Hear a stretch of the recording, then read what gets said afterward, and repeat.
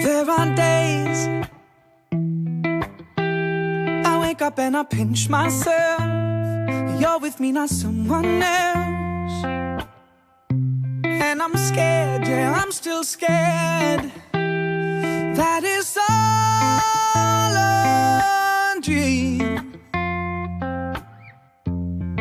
'Cause you still look perfect. Pada zaman dahulu berdirilah sebuah kerajaan besar di Pulau Jawa yang disebut Kerajaan Galuh. Kerajaan ini diperintah oleh Raja Prabu Permana di Kusuma. Prabu Permana di Kusuma mempunyai 2 orang istri. Istri yang pertama bernama Dewi Naganingrum, sedangkan yang kedua bernama Dewi Pangrenyep. Baginda Sang Permana di Kusuma telah lama memohon kepada Tuhan agar diberi putra. Tapi setelah sekian lama, kedua istrinya tidak mengandung. Sekalipun Baginda telah memohon dan tekun, tapi permohonannya belum terkabul juga. Setelah memerintah kerajaan dalam waktu yang lama, Raja memutuskan untuk menjadi seorang pertapa. Dan karena itu, ia memanggil menteri kesayangannya, Arya Kebonan, yaitu menteri yang menjadi kepercayaan Baginda di istana. Pada suatu hari, datanglah Arya Kebonan ke istana untuk menghadap kepada sang Baginda. Ketika Arya Kebonan mengetahui Baginda sedang beristirahat, berbaring di kamar tidurnya, ia tidak jadi menghadap. Hatinya sangat menyesal tidak dapat langsung menghadap kepada rajanya. Karena menyangka Baginda sedang tidur, Arya Kebonan mengeluh. Alangkah indahnya bila aku jadi seorang raja. Semua serba dilayani, tak seperti aku ini. Sudah bekerja keras, tapi tetap saja aku tak bertemu dengan kesenangan. Andai aku jadi seorang raja. Sang raja yang mendengar keluhan Arya Kebonan segera memanggilnya. Arya Kebonan? Ya Baginda. Apakah kau ingin menjadi raja, Arya Kebonan? Oh Baginda, ampun Baginda. Hamba kira Baginda beristirahat di kamar. Arya Kebonan terkejut bukan kepalang. Ia tak menyangka raja mendengar keluhannya. Karena merasa bersalah, Arya Kebonan tak dapat menjawab pertanyaan Baginda. Jika benar kau ingin menjadi raja, baiklah, aku akan memberikan kerajaan itu kepadamu. Apabila kau menjalankan pemerintahan yang adil dan jujur. Aku tidak pergi bertapa, aku menitipkan permaisuriku. Ingat, kau harus bertindak bijaksana sebagai seorang raja. Mohon ampun Baginda atas kesalahan hambamu ini.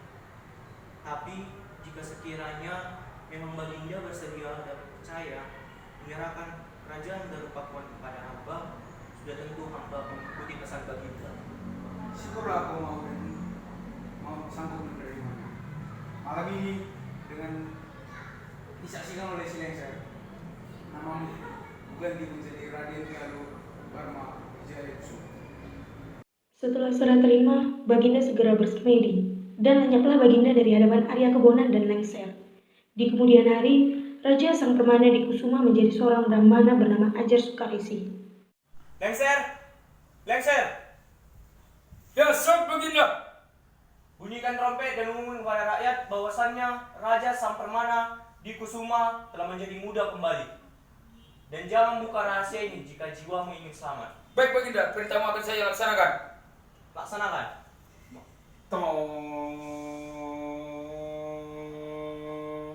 Rakyat Galuh Pakuan semua percaya, karena mereka pun mengetahui rajanya seorang yang sakti. Raja Galuh Pakuan yang baru merasa dirinya berkuasa.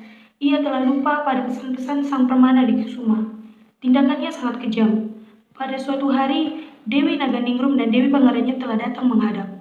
Maksud kedatangan kedua permaisuri Baginda akan menceritakan tentang impian mereka semalam.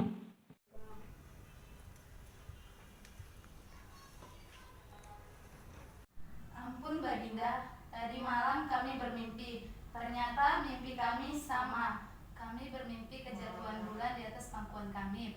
Menurut seorang brahmana bernama Ajar Sukaresi, kami akan mendapatkan seorang putra. Baginda yang hendak mempermalukan Ajar Sukaresi telah siap-siap dengan tipu dayanya. Baginda telah menyuruh kedua permaisurinya memasang kuali pada perutnya, agar terlihat seperti sedang mengandung. Ampun Baginda, ini brahmana yang bernama Ajar Sukaresi telah saya panggil Baginda. Ajar Sukaresi, coba katakan pada saya, apakah kedua permaisuriku ini sedang hamil atau tidak? Benar hamil, tuanku.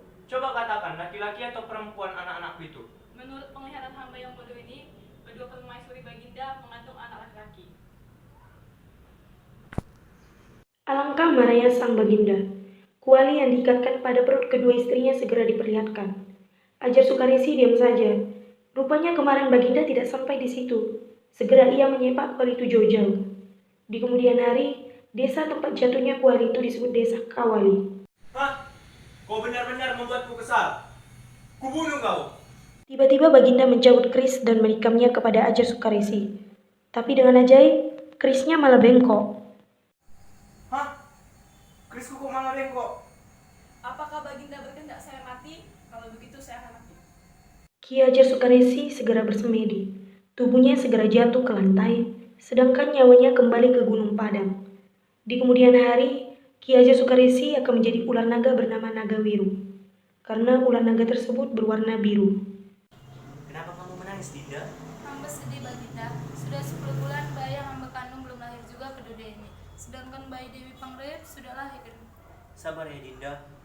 Pada saatnya bayi yang kamu kandung akan lahir ke dunia ini. Kita banyak berdoa kepada Tuhan, semoga dipermudah kelahiran bayimu itu. Setelah baginda menghibur Dewi Naganingrum, tiba-tiba secara ajaib janin dalam kandungan Naganingrum yang belum lahir tersebut berbicara. Barmawijaya, engkau telah melupakan banyak janjimu. Semakin banyak Anda melakukan hal-hal kejam, kekuasaan Anda akan semakin pendek. Peristiwa aneh janin yang dapat berbicara tersebut membuat raja sangat marah dan takut terhadap ancaman janin tersebut. Dia ingin menyingkirkan janin itu dan segera menemukan cara untuk melakukannya. Dia memanggil dan meminta bantuan Dewi Pangerenyep untuk dapat terlepas dari bayi Dewi Naganingrum. Ampun Baginda, apa berana Baginda memanggil saya? Pangerenyep, putramu Haryam Malang akan dijadikan sebagai penggantiku kelak. Oh, benarkah? Jika memang begitu, saya merasa senang. Tapi jika Naganingrum melahirkan, putranya harus dihanyutkan ke sungai. Baik Baginda. Dengan perasaan gembira, Dewi Pangerenyep segera melaksanakan perintah suaminya dan mengatur siasat. Semua dukun beranak dilarang membantu Naganingrum melahirkan. Semua harus meninggalkan rumahnya bila Naganingrum melahirkan.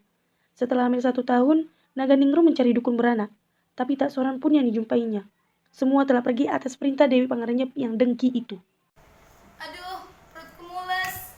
Aduh sakit. Apakah aku mau melahirkan ya? Dewi Pangerenyep yang mendengar Naganingrum akan melahirkan, datang pura-pura hendak menolong.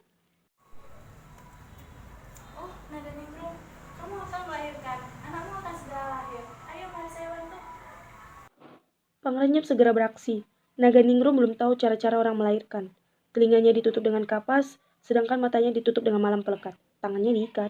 Naganingrum yang tidak mengerti menurut saja. Tak berapa lama, Naganingrum melahirkan seorang anak lelaki yang molek parasnya. Bayi tersebut cepat-cepat dimasukkan ke dalam kandaga oleh Dewi Pangerenyep. Kandaga itu diberi sebutir telur ayam. Setelah itu, kandaga bayi dihanyutkan di sungai Citaduy. Sedangkan pengganti bayi yang dilaporkan kepada raja adalah seekor anak anjing. Ampun Baginda, hamba baru saja membantu Dewi Naganingrum melahirkan anaknya. Ternyata anak dari Dewi Naganingrum adalah seekor anjing. Apa? Naganingrum melahirkan bayi anjing? Mempermalukan. Lengser, Hamba Baginda. segera bunuh Dewi Naganingrum. Itu pasti menjadi aib bagi kerajaan. Baik Baginda, perintah saya laksanakan Baginda. Setelah keluar dari istana, Lengser merasa tidak tenang dan bingung. Lengser tidak sampai hati membunuh Naganingrum.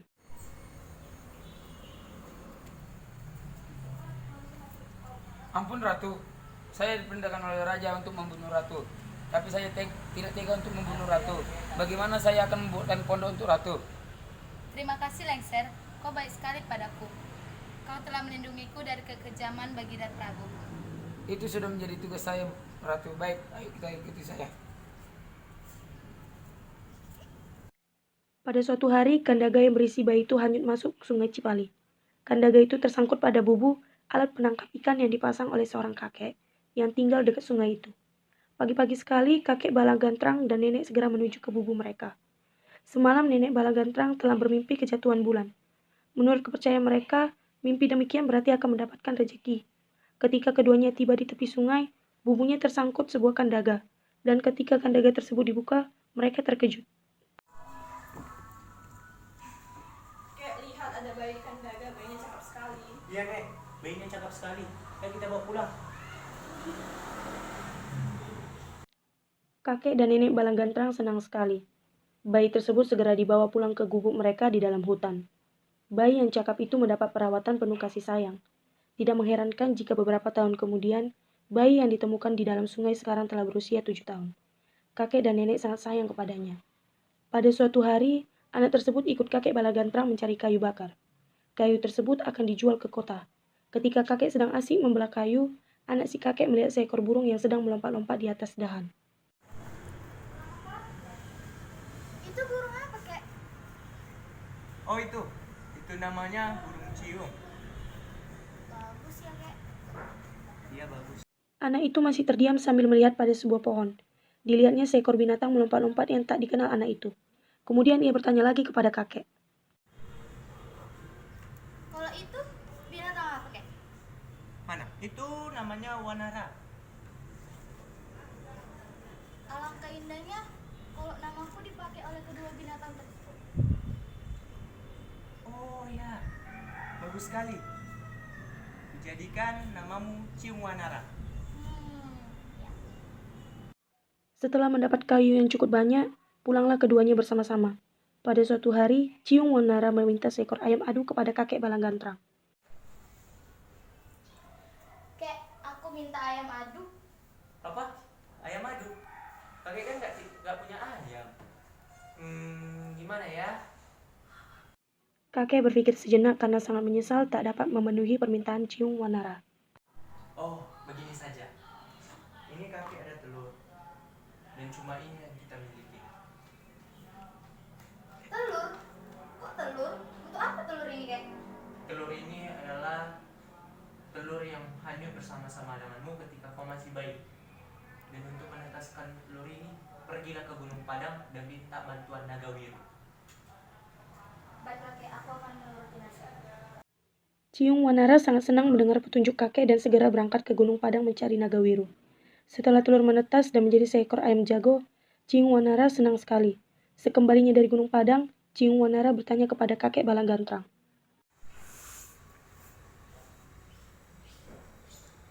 Kek, Nek, sebenarnya siapa orang tuaku? Gimana ya? Aku jawab nggak ya pertanyaan bocah ini? Tapi bagaimanapun bocah ini harus tahu asal-usul dia. Kek, Nek, kok diam saja? Sebenarnya siapa orang tuaku? Ciung, ayam itu bernama Sang Permana di Kusuma. Dia adalah raja di Galuh, Papua. Tapi sekarang dia bukanlah raja. Hah? Berarti aku anak seorang raja? Dia nak, kau adalah keturunan bangsawan Galuh. Baiklah, Kek, Nek. Aku akan ke Raja Galuh menemui dia. Aku akan pamit kepada kalian. Aku akan menjemput kalian ketika urusanku sudah selesai. Kakek dan nenek Balanggantrang senang sekali. Bayi tersebut segera dibawa pulang ke gubuk mereka di dalam hutan. Bayi yang cakap itu mendapat perawatan penuh kasih sayang. Tidak mengherankan jika beberapa tahun kemudian, bayi yang ditemukan di dalam sungai sekarang telah berusia 7 tahun. Kakek dan nenek sangat sayang kepadanya. Pada suatu hari, anak tersebut ikut kakek Balanggantrang mencari kayu bakar. Kayu tersebut akan dijual ke kota. Ketika kakek sedang asik membelah kayu, anak si kakek melihat seekor burung yang sedang melompat-lompat di atas dahan. Hai anak muda, jangan buat keributan di depan istana. Apabila raja mendengar kau membuat keributan di depan istana, kau pasti akan dibunuh. Aku ingin menghadap Baginda. Bilang padanya, aku Ciung Wanara ingin menghadap Prabu Baginda. Ampun Baginda, ada seorang pria tampan yang mengasuh di depan istana, dan dia ingin bertemu dengan Baginda. Apa? Berani-beraninya mengacaukan istanaku. Panggil dia kemari. Ampun Baginda, ini pria tampan yang ingin bertemu dengan Baginda. Saya Baginda, ingin menghadap Baginda. Hei anak muda, siapa namamu? Nama saya Ciung Wanara. Putra kakek dan nenek Balanggantra berasal dari desa Sunter. Apa maksudmu datang kemari? Begini Baginda, saya mempunyai seekor ayam sabung yang aneh. Dia induknya mengandung selama setahun dan dia hanyut di kandang. Yang anehnya, dia sebelum menetas hanyut di sungai. Baginda teringat pada naga ningrum yang mengandung selama setahun. Sedangkan Dewi Pangrenyep sudah mengira bahwa yang sekarang berada di hadapannya adalah putra Naganingrum. Kedatangannya hendak membalas dendam. Jadi kau ingin mengadu ayammu dengan ayamku? Ya, Ayamku itu besar dan belum pernah terkalahkan oleh ayam siapapun. Ayamku kunamai si Jeluk. Ayammu pasti kalah. Apa taruhanmu? jika aku yang kalah, aku akan menyerahkan nyawaku. Tapi jika aku yang menang, setengah kerajaan Pakuan harus kau serahkan. Oke, aku setuju atas usul. Karena Raja Galuh Pakuan merasa yakin bahwa ayam jagonya akan menang, Baginda segera membawa ayamnya ke halaman dan diikuti oleh Ciung Wanara. Mulailah kedua ayam jantan itu dilepaskan untuk diadu. Terjadilah perkelahian yang seru antara ayam Ciung Wanara dengan milik Baginda Galuh Pakuan. Ayam milik Baginda ternyata kalah. Mati seketika kena patu ayam Ciung Wanara. Hah? Kurang ajar! Ayamku mati dihajar ayam Ciung Wanara. Bagaimanapun aku harus terima kekalahan ini dan penuhi janjiku. Baiklah, penuhi janjiku. Sesuai dengan kesepakatan yang disetujui, kuserahkan separuh wilayah kepada Ciung Wanara, negara di sebelah barat. Dan sebelah timur kuserahkan kepada Haryang Banga putraku. Dan masing-masing kuberikan gelar Prabu. Pada suatu hari, kandaga yang berisi bayi itu hanyut masuk ke sungai Cipali. Kandaga itu tersangkut pada bubu, alat penangkap ikan yang dipasang oleh seorang kakek yang tinggal dekat sungai itu. Pagi-pagi sekali, kakek Balagantrang dan nenek segera menuju ke bubu mereka. Semalam nenek Balagantrang telah bermimpi kejatuhan bulan. Menurut kepercayaan mereka, mimpi demikian berarti akan mendapatkan rezeki. Ketika keduanya tiba di tepi sungai, bubunya tersangkut sebuah kandaga. Dan ketika kandaga tersebut dibuka, mereka terkejut. Prabu, Ratu, silakan periksa ruangan ini. Apakah sudah sesuai dengan ketentuan ruangan penjara? Baik, akan kami periksa.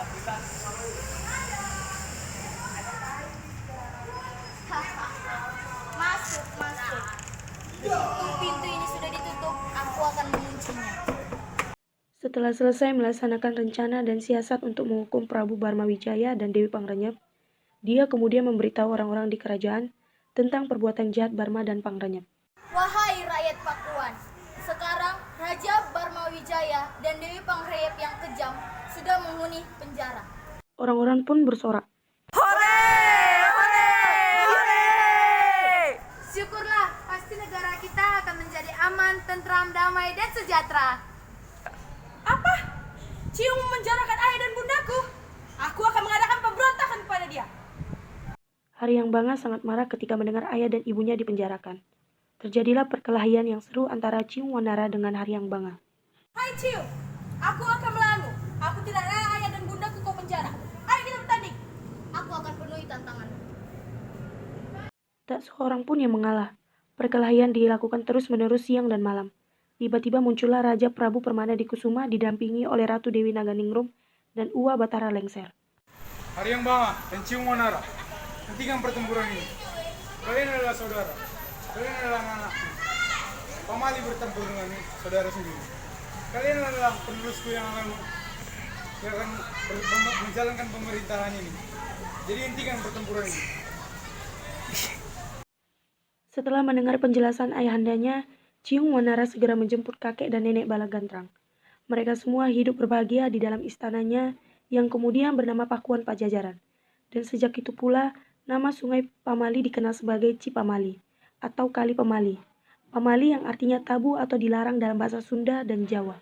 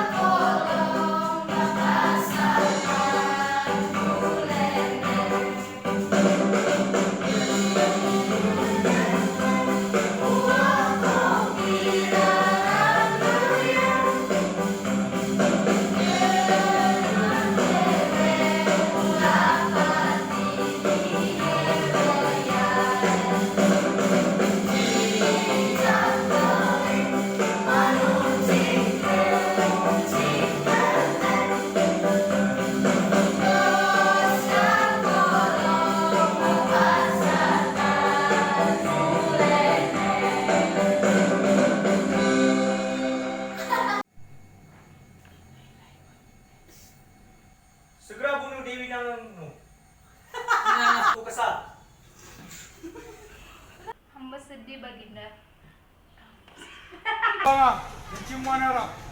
Hentikan pertempuran.